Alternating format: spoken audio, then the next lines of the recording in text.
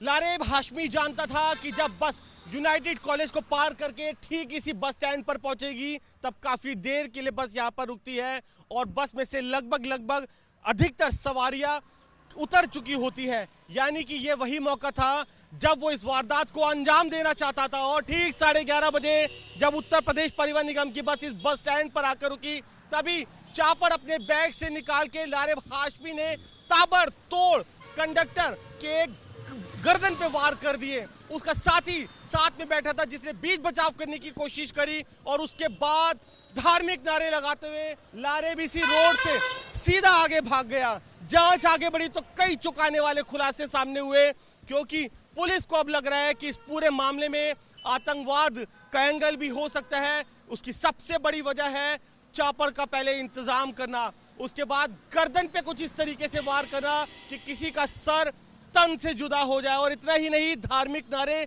लगाकर भागने के बाद लारेब ने एक वीडियो भी बनाया और जिसमें ये बात कही कि वो कंडक्टर इस्लाम के खिलाफ बोल रहा था। इसी के चलते उसने इस वारदात को अंजाम दिया। जांच आगे बढ़ी तो और भी कई चौंकाने वाले खुलासे हुए। पाकिस्तान से कनेक्शन जाकर जुड़ा है मोइन भाई, पाकिस्तान से कनेक्शन जुड़ा है। देखिए, तमाम तरीके की चौंकाने वाली बात सामने आ रही हैं और इसकी वजह भी है। वजह इसलिए है क्योंकि जिस तरीके से घटना को सनसनीखेज तरीके से अंजाम दिया गया, क्योंकि जो कंडक्टर से विवाद हुआ था वो 3 दिन पहले हुआ था।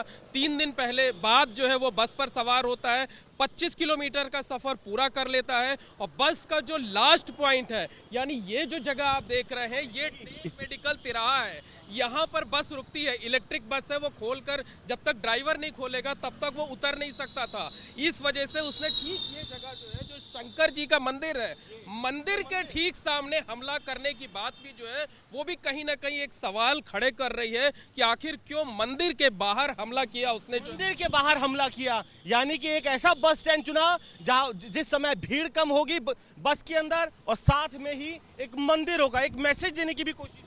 जी बिल्कुल, निश्चित तौर पर उसके मन में कुछ रहा होगा कि ये शंकर जी का मंदिर है, शंकर जी के मंदिर के ठीक बाहर इस तरह की वारदात को अंजाम देना है, जिहादी नारे लगाना है।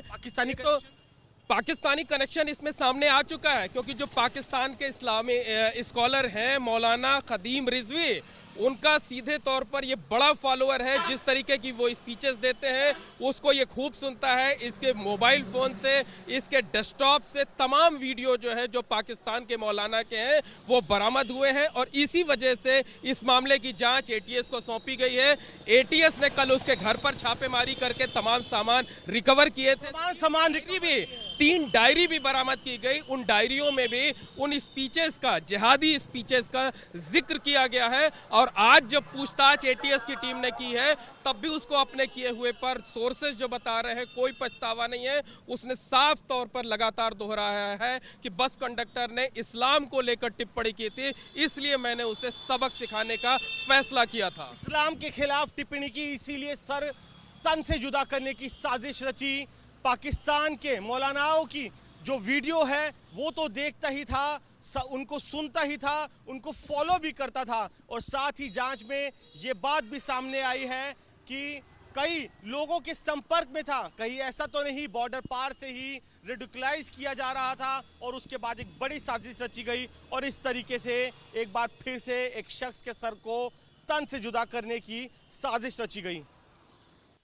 उत्तर प्रदेश परिवहन निगम की इसी इलेक्ट्रिक बस के अंदर कंडक्टर हरिकेश विश्वकर्मा का सर तन से जुदा करने की साजिश लारेब हाशमी ने की थी। बकायदा कई दिनों तक इस वारदात को अंजाम देने के लिए उसने रैकी की कि यह बस किस स्टॉप पर कितनी देर के लिए रुकती है और किस स्टॉप के पहुंचने पर इसके अंदर बेहद कम सवारियां होती है। बकायदा रैकी की और उसके बाद शुक्रवार सुबह करीब 11:30 बजे के आसपास जब लारेब के इंजीनियरिंग कॉलेज को पार कर कर ये बस करीब आधा किलोमीटर आगे गई तभी मौका पाते ही लारेब ने जो कंडक्टर हैं हरिकेश विश्वकर्मा उनके ऊपर चापड़ निकालकर गर्दन पर कई वार कर दिए।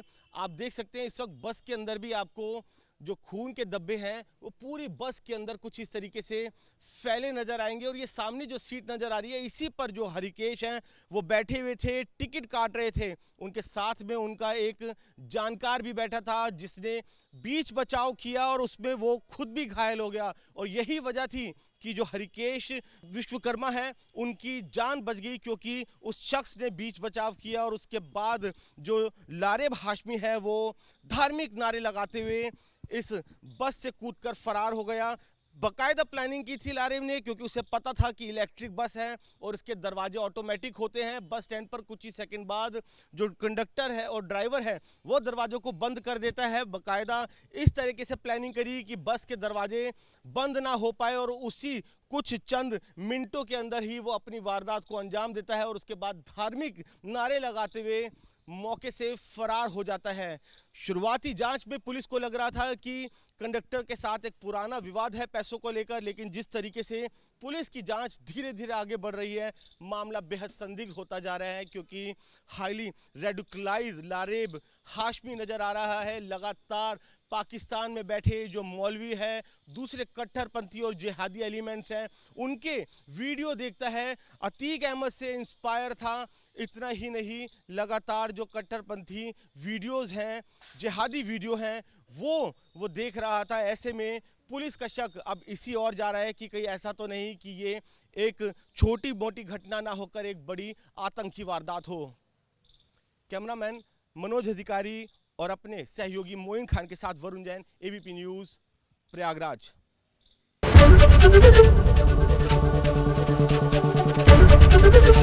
एबीपी गंगा, खबर आपकी, जुबान आपकी।